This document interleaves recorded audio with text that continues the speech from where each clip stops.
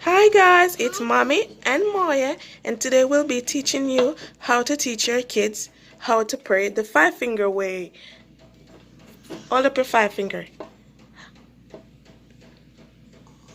Start with the thumb. Your thumb is the closest to you. Pray for those closest to you. For example, Mom, Dad. Who you want to pray for, Moya? Mommy or Daddy? Or both of us? Mommy. Yes, okay. Pointer finger index remind us of those who instruct. Pray for those who teach, instruct, and heal. For example, Moya teacher, doctors, and ministers. We're going to pray for them, right? Yeah. Good job. We're going to pray for them. I pray for them in the We're on to the middle finger. The middle finger reminds us of our leaders, those who are in charge. Pray for important leaders in your life.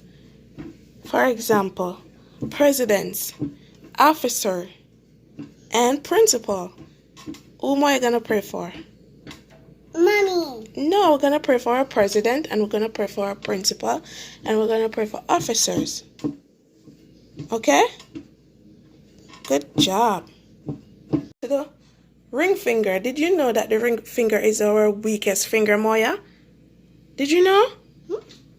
Moya know? Pray for those weak, poor, sick, and in trouble. Okay? We're going to pray for them. We're going to pray for those who are weak, sick, poor, and in trouble. And the ring finger is the weakest finger. Okay? On to the smallest finger, which is called the pinky finger, baby finger. Pray for your needs last because your prayer should be more about others. Right, Moya? Yes. Oh, we're at the palm now. Or you'd say your hand middle. Give thanks for all the blessings been given. Yeah, don't forget to share and don't forget to pray. Thank you guys for watching.